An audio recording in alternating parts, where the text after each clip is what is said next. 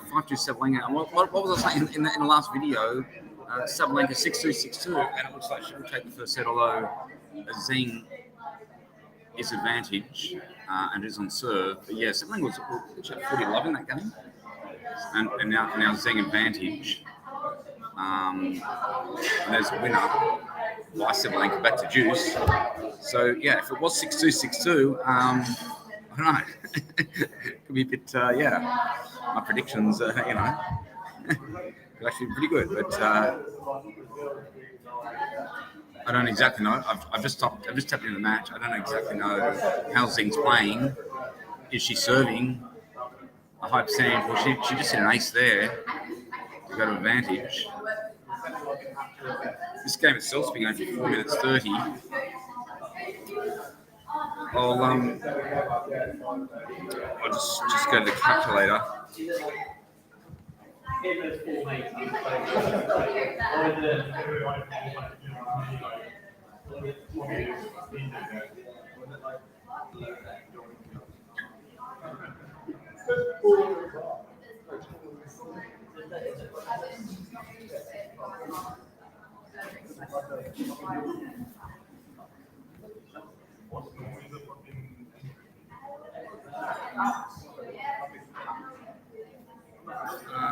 The calculator. I don't know. I've forgotten her first name. I have to look at her first name. I can't even remember. Here we go. Yeah, Qin Wen Zhang. Okay, so yep.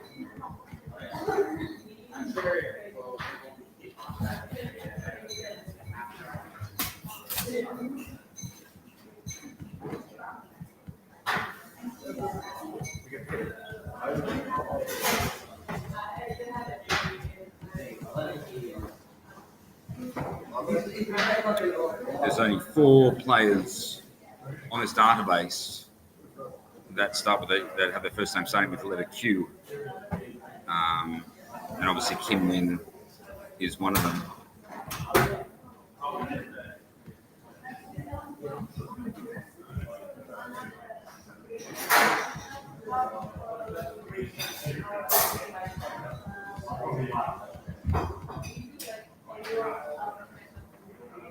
Arena, Sabalenka. Okay, so Zen took that game. So it's now on serve.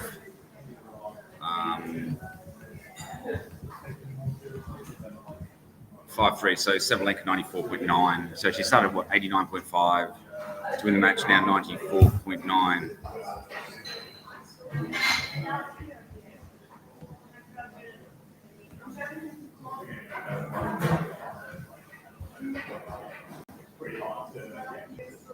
And to win the set, 96.9.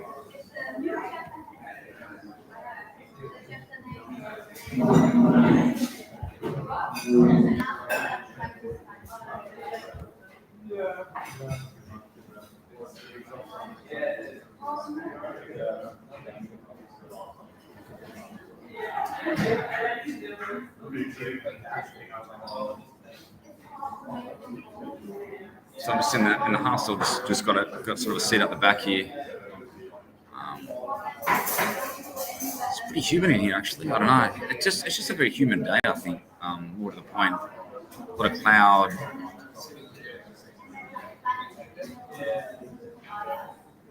You can't exactly open the window. Oh, well, the windows are open, but yeah, you could open the door to go up to the balcony, but it's closed. I think the fact is that there's just, because I'm in the kitchen, there's a lot of cooking, so a lot of kind of steam and turning on gas stoves and things makes it typically quite hot in kitchens.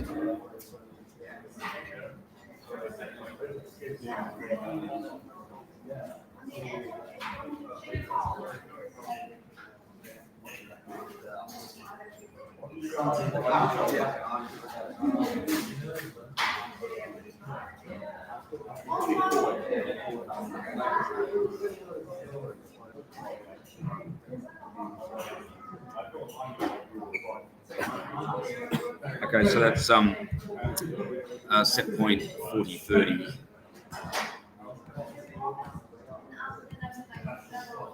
And now 95.5% to win the match and 98.6. In fact, that's set. That's set now, isn't it? Yeah. So.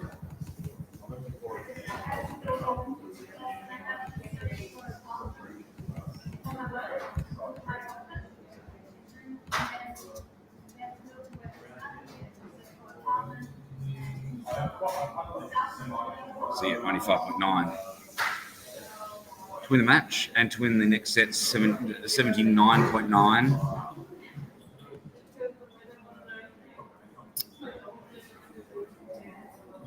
And so, so 79.9 for Sabalenka to win the straight sets, 16.1 to win the 3 sets, and 4.1 for Zheng to win in 3 sets. So that, of course, that all sums up to 100%, and 4.1% for Zheng to win the match because she can't win in straight sets as Sabalenka took the first set. So all the maths holds up.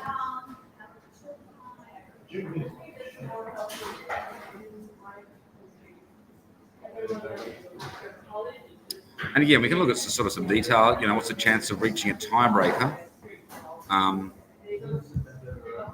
in this set?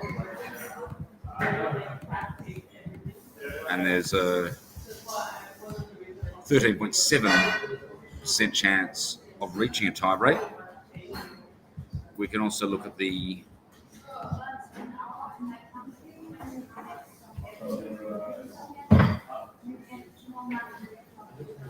Yeah, 13.7, and so for Sabalenka to win the tiebreak, 9%.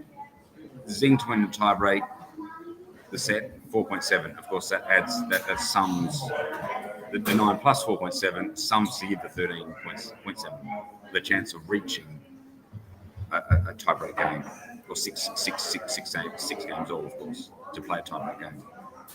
And so the most likely outcome now to occur in this set is for Sabalenka to win 6-4,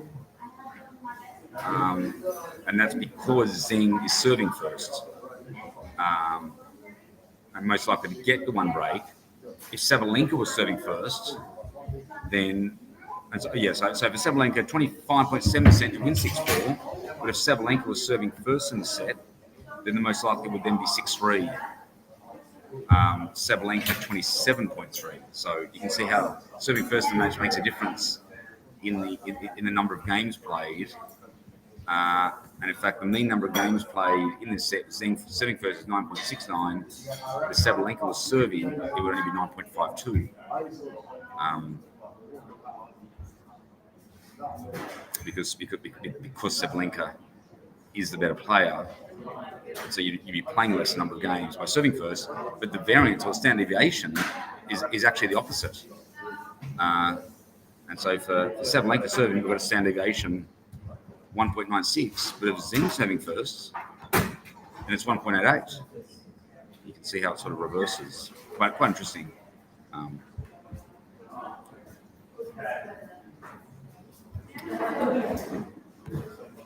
And it's the same. You can look at the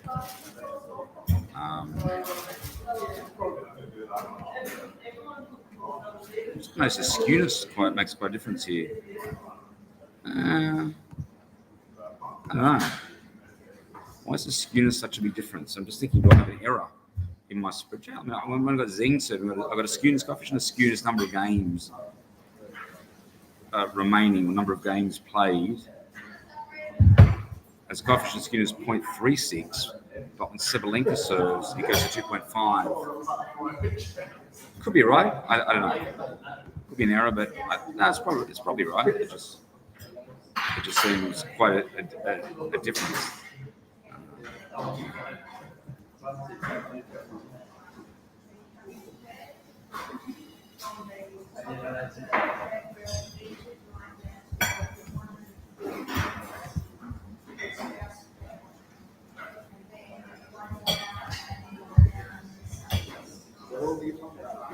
And so the mean number of sets played in the match predicted 2.2, But because we've already played a set, the mean number of sets remaining, of course, is only 1.2. And so you can see how the mean number of the sets remaining plus the sets played equals the number of sets played. There's two random variables depending on what information.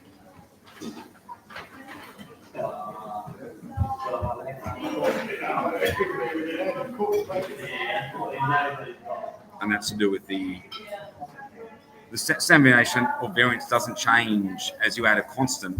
So the variance of a random variable plus a constant, so it equals the variance of x. So the variance of x plus a constant equals the variance of x. So it's sort of a result which it's called the invariant property of variance or standard deviation. The coefficient of variation changes, which is standard deviation over the mean, and of course the mean also changes. But the coefficient of skewness and the coefficient of excess kurtosis remain the same. So if you want to get into some sort of theoretical sort of probability on this.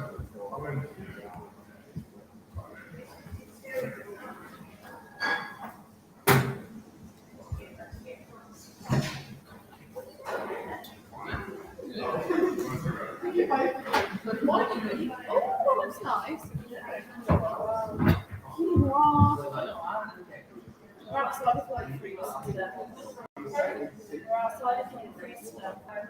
Okay. Then we just get cold. Outside of the place to be.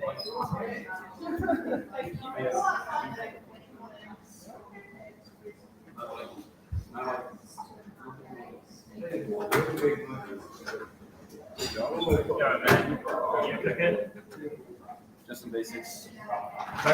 Just some basics.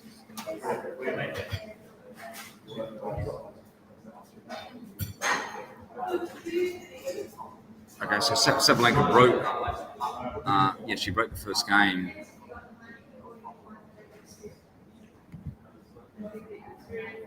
And she's now 97.8 to win the match. So it's basically over. Well, I mean, upper set and break. I mean, it just seems to me I don't think she can handle the pressure. In critical matches, I just don't think there's just some players when it comes to pressure, big matches, big occasions, they just don't perform at their sort of expected level. And maybe not able to win twin slams as a result of that.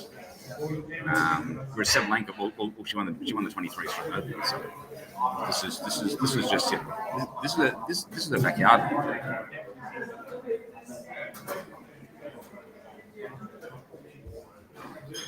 And I guess maybe it's going to be between her and I guess Kirkogov and who's it, Swiatek? Iga Swiatek. Over the coming years.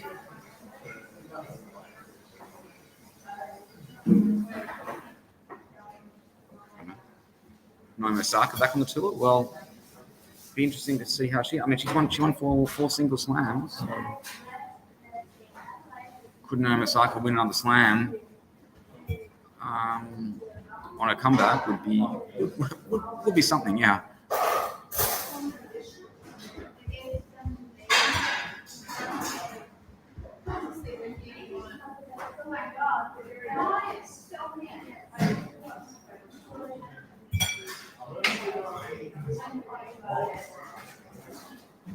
I was just looking, yeah. So the new book, the new release that's come out is the Naomi Osaka book, and it's called. I forget what it's called now.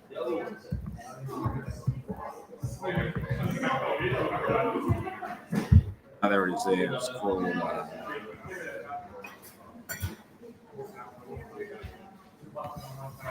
Ben Rothenberg. It's just called her. It's just called Naomi Osaka. Her journey to finding her power and the voice. I think it could be a pretty good read.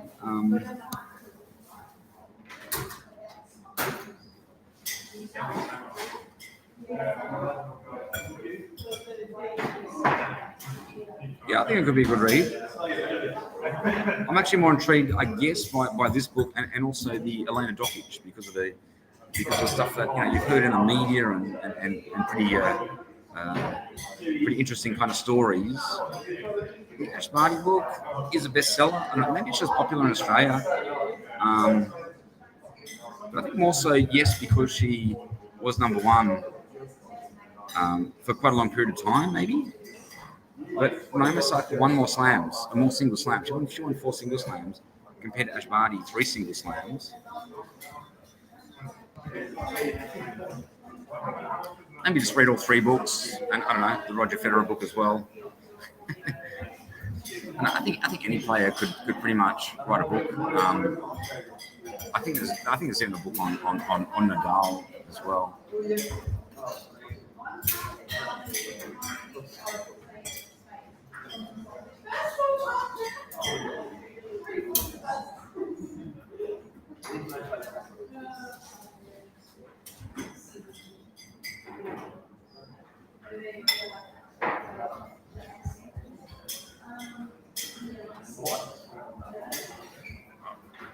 What's that? Two love. Just got a bet score.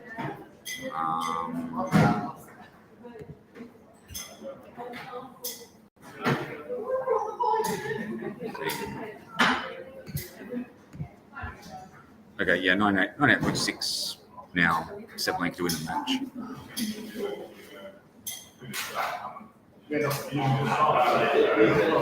But she did start at 89.5.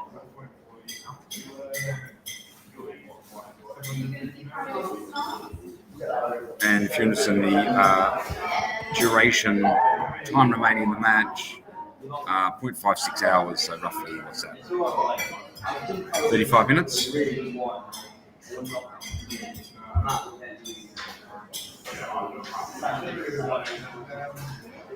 Although there's actually only a 41% chance of going more than a half an hour. More than a half an hour.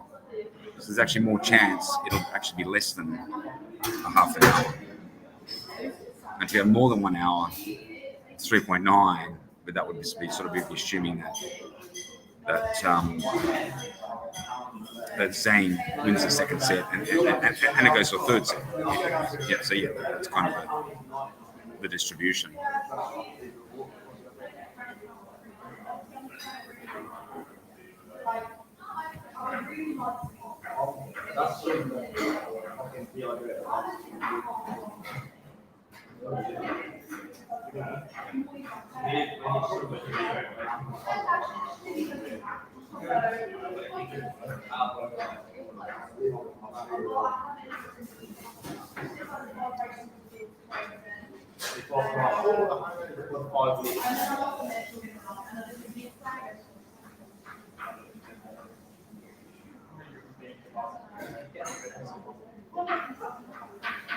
I guess what was interesting that both at the US Open, I went to the opening round, of course.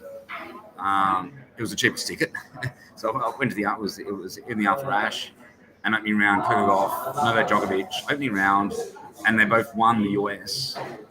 And then the Australian, both Djokovic, Coco Gauff, knocked out semi-finals.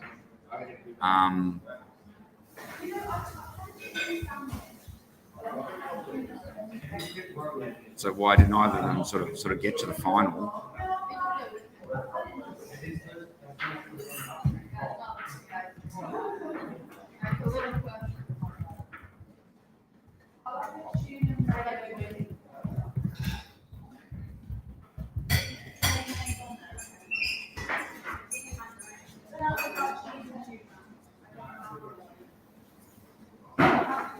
Yeah, Sabalenka 7-6, 6-4 over Gauff.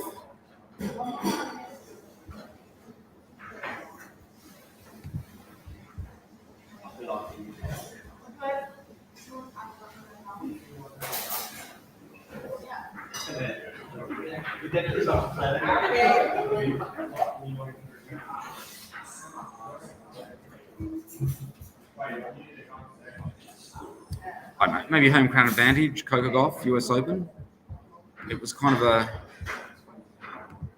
an interesting time because it was the 50 years, of course, equal pay US Open, and that was kind of the whole theme. I mean, on the glasses, they gave out these glasses opening night, and on the side of the glasses, these tennis glasses I've been wearing, and it says 50 years equal prize money.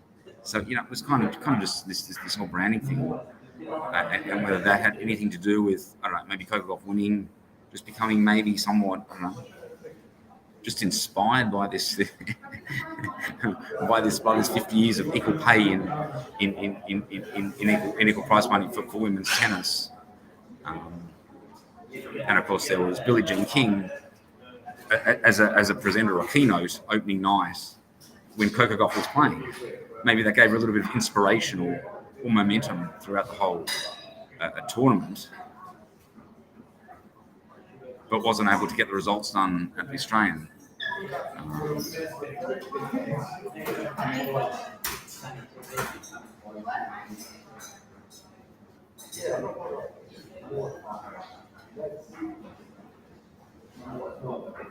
But yeah, I mean, yes, it is a different surface. It does play different courts, but yes, they're both hard courts, but it is a different surface. We're talking plexi cushioning compared to the Dayco turf, and also the court speed is going to be different. I don't know exactly. No one really knows what the speed is playing at, because that information is not really available, and the players don't really know. They don't have a feel when they're playing on the courts, but they don't really know. You can tell by the statistics. So typically on grass, I think the men are winning around about 65% average percentage of points won on serve, and then of course the least number on clay, I think 55 or 57%, and hard courts are going to be somewhere in between 57 and 65. So the faster hard court they're going to be winning a higher percentage of points on serve, and that's how you can tell between the US and the Australian on a particular year how fast it's actually playing. And typically was the case that the US Open was playing faster than the Australian. And that's where Leighton Hewitt commented on this. He liked playing on a faster surface. Naturally, he had his best results on grass, and he wasn't getting the faster surface at the Australian. And he was saying, well, why not? I'm Australian. I should get the conditions I want. And may have made a difference to him. I don't know, maybe not winning the Australian, and of course losing to Murat Safin in that final that Hewitt played could have been a result of the court surface. Maybe Safin sort of liked it a little bit slower,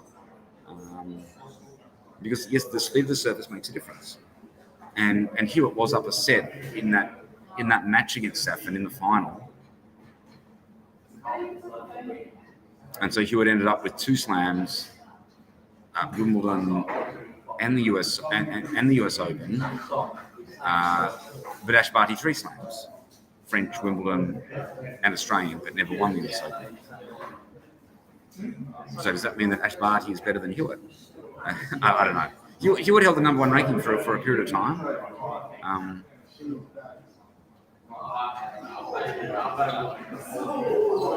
After, of course, 2 US Opens.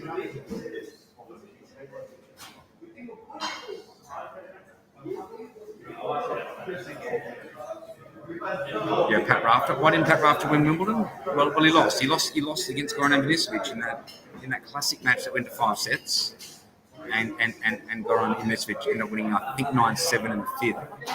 Maybe a match that Rafter could have won. I don't know. I mean, but yeah, Goran on his day serving aces. It's just pretty difficult to break serve, but he also doesn't return very well, so it's very easy to hold serve against Goran, and that's why you typically get tie-break games when you're playing Goran. It's just great. It was just so great to watch. Just hitting so many aces.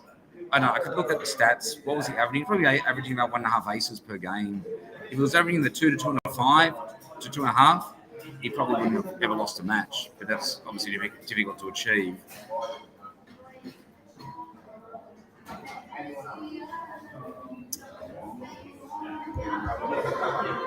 Okay, well, it's now 2-1,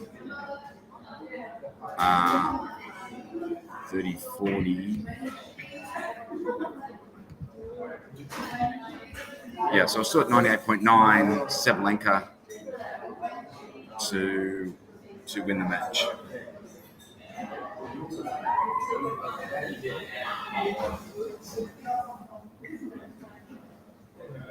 But yeah, having said that, Ivan Lendl, everyone thought Ivan Lendl was underrated, one of the best players, and I guess he was, but he didn't win Wimbledon.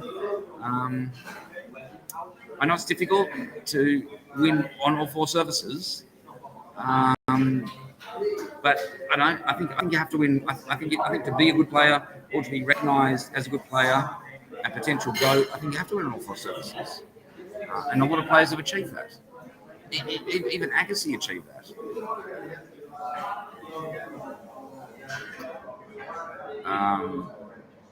Of course, Djokovic has achieved that twice. Is that right?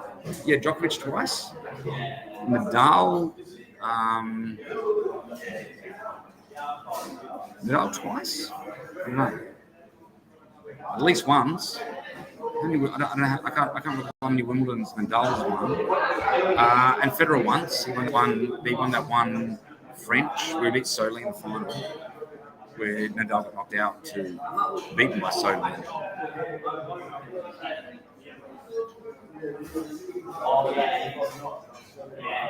And of course, yes, Pat Cash beat Lendl in that classic back in 1987 as a serve volleyer. Yeah. So being a serve volleyer, it does give you the best opportunity to win on grass. And I guess there is an argument, yes, a good serve volleyer will probably beat a baseliner overall on grass. At least that was the case. I don't know about now. And again, Agassi did win Wimbledon, his first slam from the baseline. And Hewitt was an exception. Just the fact he plays from the baseline and his best service is grass. I don't exactly know how to explain that. Just the fact that Australians typically do play better on grass overall. But they typically play better on grass as a result of the fact that they're kind of good doubles players and they do come to the net and they do tend to have serve and volley. A typical sort of Pat Rafter, Mark Philippoussis. So how Hewitt had his best service on grass is kind of interesting, and that's why he thought hardcourt was his best surface, when in fact his best results were actually on grass.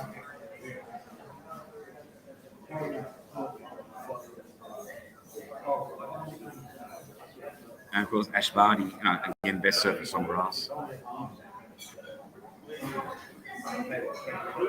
So most players either play best on grass or they play best on clay. Not so much sort of ideally you want to play best on hardcourt because then you can handle the extremes of base and there's that natural bias to actually winning more slams. And it's also too played on hardcourt as well. And of course, Djokovic does play best on hardcourt, backed up by the 10 Australian Opens. Nadal best on clay, obviously. 14th inch, yeah.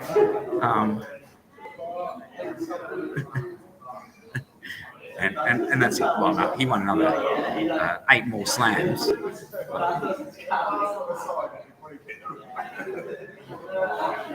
Federer best on grass. Sampras, of course, best on grass.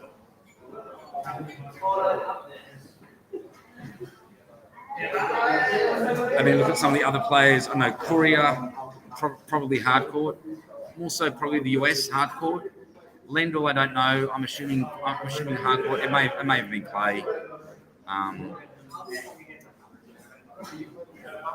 Edberg, of course, grass. Just all serve and volley.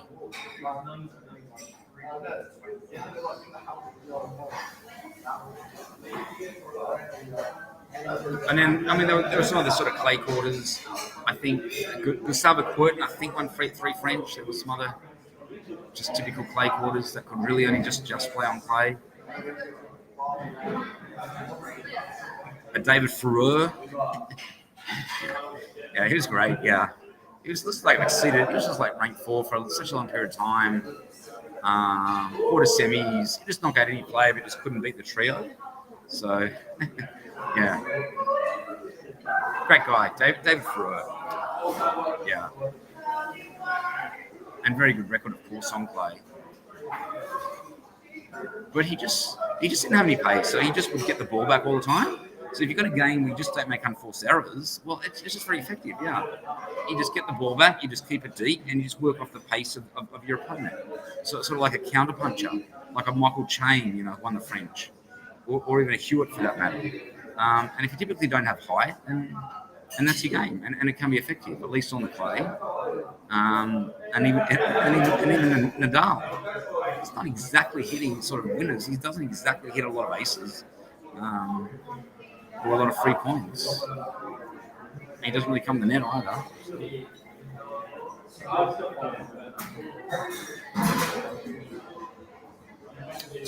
Okay, a 3-1. And of course, Justine Henin-Hardenne. In fact, she was the other player besides Ash Barty who retired from tennis, ranked number 1. How many slams? I can't remember, but she won a lot of slams. She was, I don't know, an impressive player. With a very good single-handed backhand as well, and of course, best on play, and didn't have much height at all.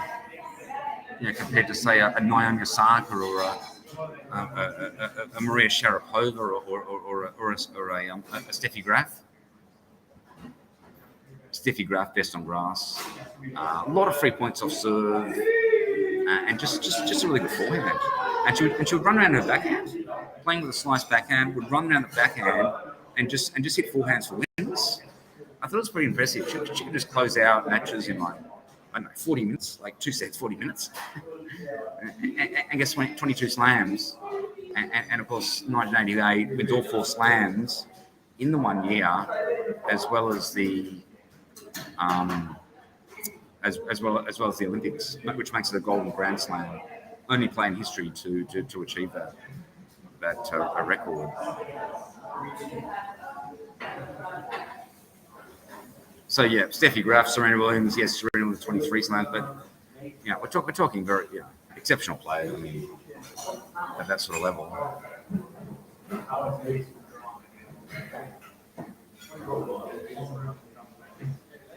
And I think the problem, yes, with Roger Federer, obviously, yes, he got 20 slams, but just the fact he couldn't handle pressure and he was just choking.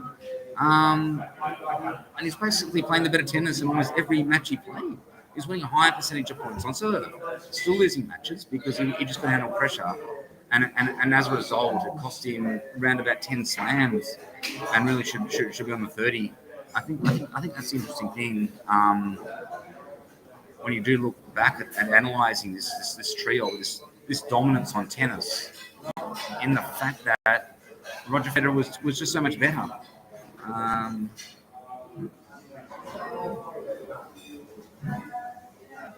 And Djokovic and Nadal, yes, they can handle pressure, and now they've won more slams than Roger Federer.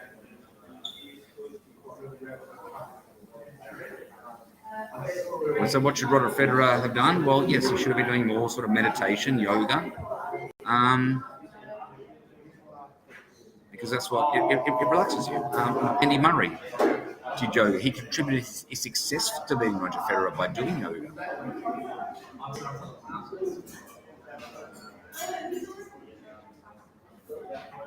And that's of course what I spoke about at the ITF Worldwide Coaches Conference back in November. And I'm going to write up my work and put it into a book I'm writing on strategies.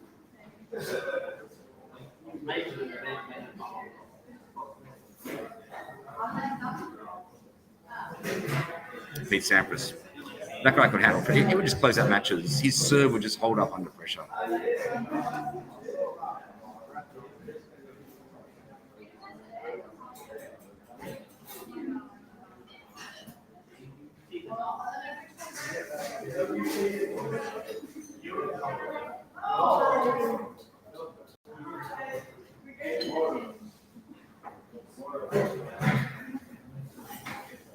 Ash Barty, yes. Obviously could handle pressure very well. In fact, she talks about this in her book as well. And the same with Naomi Osaka. And also, at least when she was winning slams, and then had a few health issues, of course, and wasn't winning matches, and then ended up retiring. Not well, stopped playing tennis, and now has come back on the tour after having a baby. But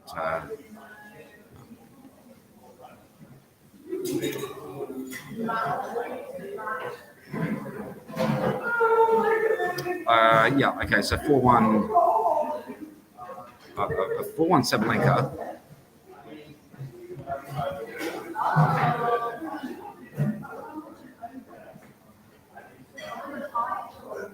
And that takes a 30-40 on serve. So that's down 99.9% to win the match.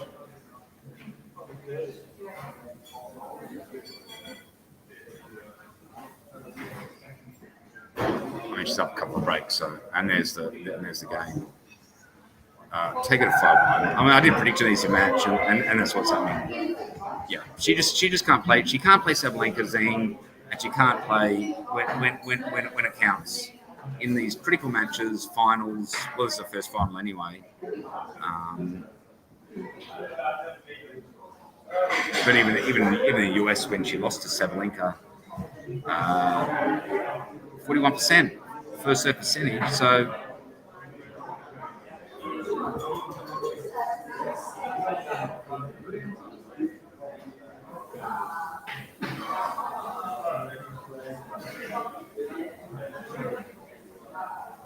And Sabalenka comes to net, but passed by Zheng. Well, it was a pretty ordinary volley. I mean, yeah, she tried to do this drop shot half volley. I mean, it was a pretty crazy shot, really. I don't know why she didn't kind of just play it. I mean, yeah, she's obviously not a natural kind of volleyer.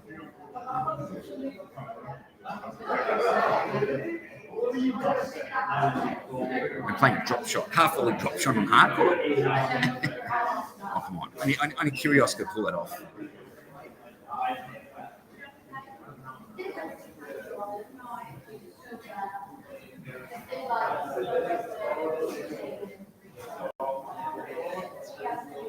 What happened there? Did that go out? No, it went in. I thought it went in. I don't know why. I don't know why Sabalenka left it. I mean, she had a volley on this. I think it was a frame shot. I don't know. Anyway, it's irrelevant. 30 love. We're still 99.9 anyway, so I mean she's up to break, so she might as well just sort of concede this.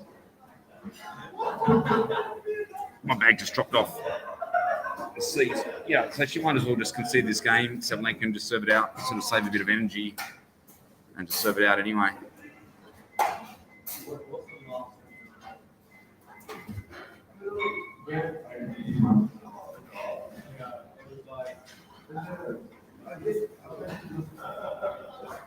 I don't have any sound on the actual TV, so it's a bit difficult to you know what I mean? Like watching a tennis match with no sound is just kind of like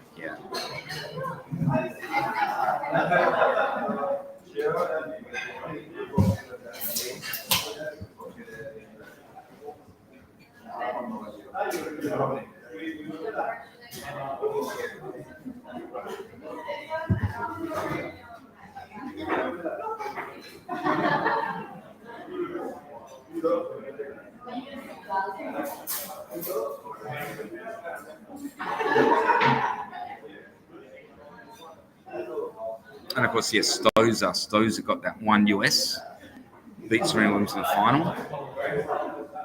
Maybe Serena Williams should have got that and got it to 24, but yeah, it's kind of a little bit hypothetical. She wins that match, would she have then got to the 24 anyways? But yeah, Stosur did beat Serena Williams to win the US.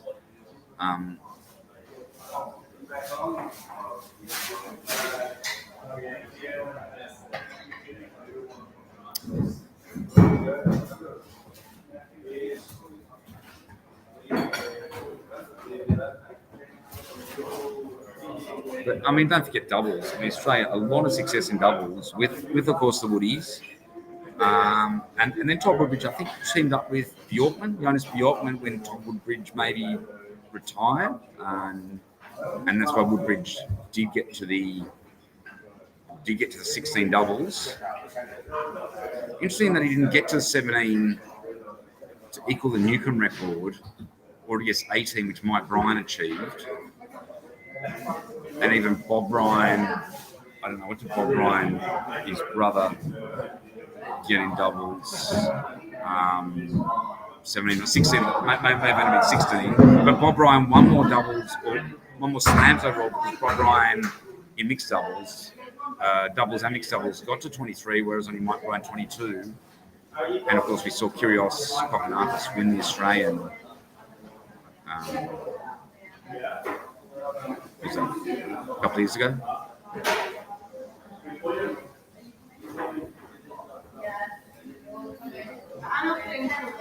And yes, Ash Barty did win the doubles as well. So I think people just forget doubles. They don't really sort of consider doubles, and that's the problem with they don't consider Margaret Court, to be a GOAT, because hang on, my battery life.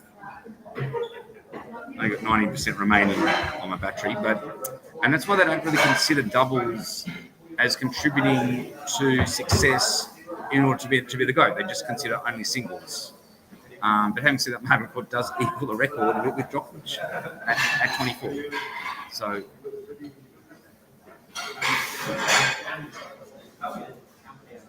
and also because Margaret Court played a long time ago, they think that's got to be relevant. They don't think there was much sort of standard or competition back then, and all sorts of things. I just don't think people like Margaret Court. Whereas, of course, I'm a big fan of Margaret Court, or the Baron is. Very big fan. Margaret Court, she's Australian, and of course Rod Laver, Ash Barty, Tomic, Bernard Tomic did make the quarters. Did make quarters of Wimbledon.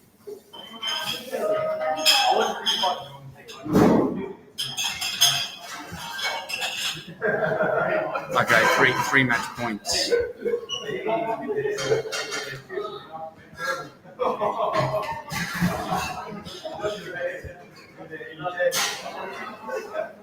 What happened there? Oh, was it? Yeah.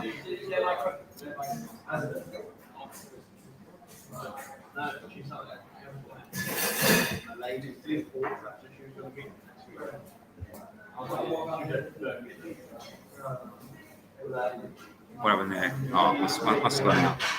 It's a bit hard to see this TV screen. But anyway, 2 match points at 40-15. With a couple of breaks in hand, I don't think it's really much of a problem.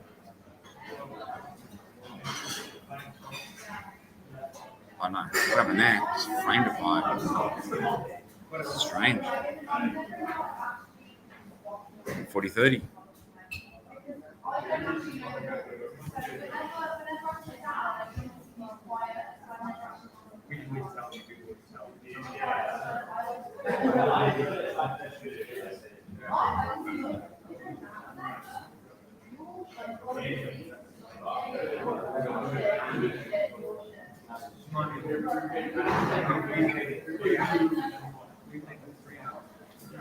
Okay, that's a juice.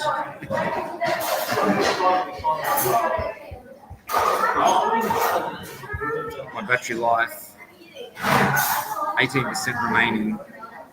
All of the power savers on. I can't be charging my battery while I'm at this table. I guess I could always switch to my phone if it was to say cut out before the match had ended, but that's probably unlikely.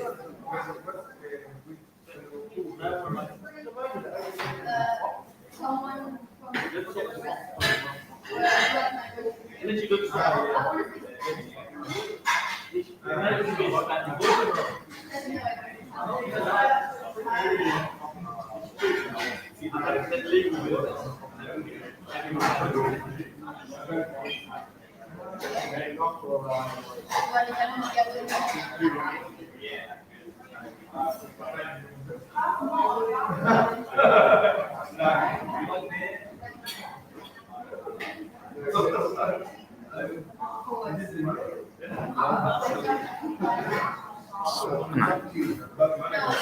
just making a whole lot of errors, unforced errors now. Sabalenka just closing out this match.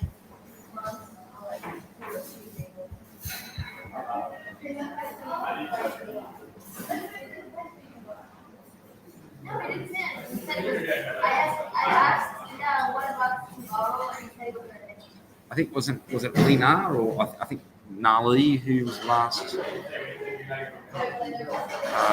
Chinese woman to win a slam. Would that be right? That would probably be right.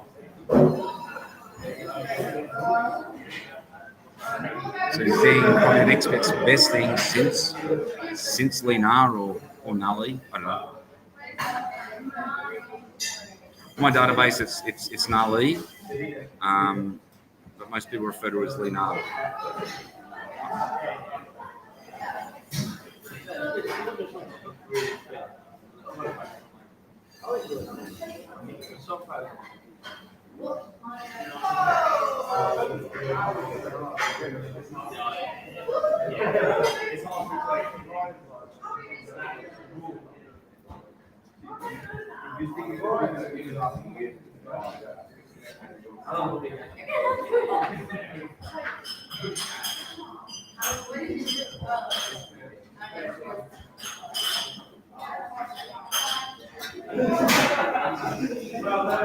Sabalenka. Why is there no flag for Sabalenka? I don't know. Is she from Russia? I don't know. I don't quite understand what's going on there. There is no flag next to a Sabalenka, whereas there is a flag for every other player. I'll just check the encore. I'm back at juice, so, you know. this juice game could take a while.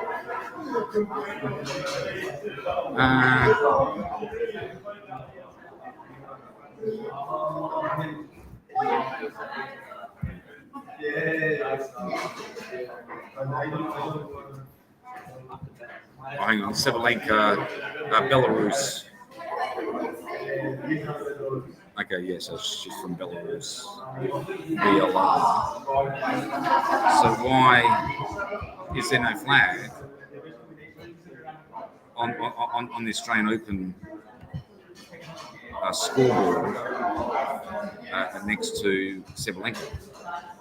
But there is a flag. There is a Chinese flag for Zheng, and it seems to be the case for every other. Oh man, maybe that's not the case. And there's another play here, no flag.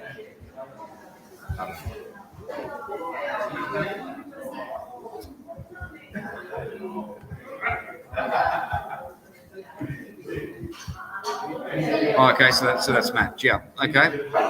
6-1, 6-3, 6-2. So I pretty good 6-2, 6-2 tonight. I was just saying 2-2, and that's pretty close. Only one game out. Okay, that was the Baron break. So yeah, I'll be at the Garden Arena at Melbourne Park tomorrow for the men's final. A Sinner versus who do you play? I don't know. A Medvedev, that's right. Yeah, a Medvedev. Yeah. So.